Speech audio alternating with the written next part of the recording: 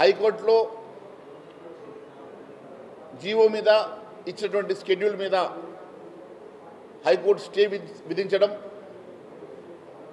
చాలా బాధాకరం. అనేక సార్లు భారతీయ జనతా పార్టీ తెలియజేయడం జరిగింది.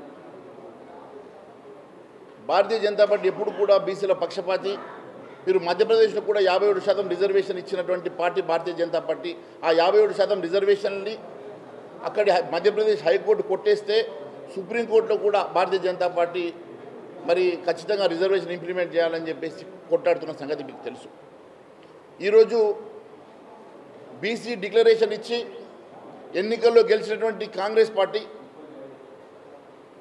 పూర్తిగా అసెంబ్లీలో రెజల్యూషన్ పాస్ చేసినప్పుడు పూర్తిగా భారతీయ జనతా పార్టీ మద్దతు పలికి సంపూర్ణ మద్దతు అన్కండిషనల్ మద్దతు ఇచ్చి ఆ బిల్లుని యునానిమస్గా పాస్ చేసినటువంటి భారతీయ జనతా పార్టీ ఎప్పుడు కూడా బీసీల పక్షపాతి. మరి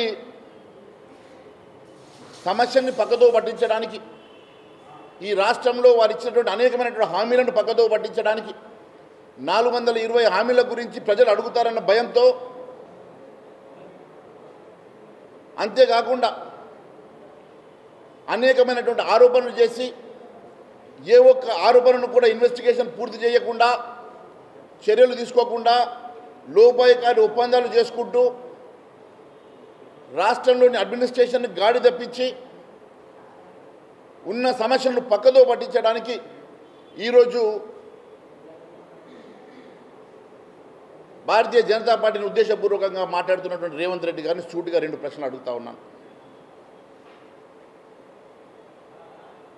అసెంబ్లీలో పాస్ చేసినటువంటి రిజల్యూషన్ని గవర్నర్ గారి దగ్గర పంపించిన తర్వాత 3 నెలలు గడువు ఉండగా ఎందుకు తొందరపాటు పడి జీవో తీసి ఈరోజు బీసీలకు అన్యాయం చేసే ప్రయత్నం చేస్తూ ఉన్నారు? ఒకటి, ఇచ్చిన హామీలు నెరవేర్చకుండా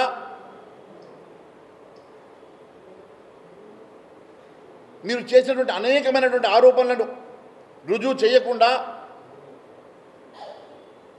ఒక్క సమస్య పరిష్కారం కాకుండా రాష్ట్రమంతా ఆర్థిక సంక్షోభంలో కూరుకుపోతూ ఉంటే, గ్రామీణ ప్రాంతంలో ఏ గ్రామ పంచాయతీల్లో నిధులు లేక అభివృద్ధి కుంటపడతా ఉంటే కేవలం ఎన్ఆర్ఈజీఎస్ నిధులు తప్ప రాష్ట్ర ప్రభుత్వం నుంచి ₹1 నిధులు రాక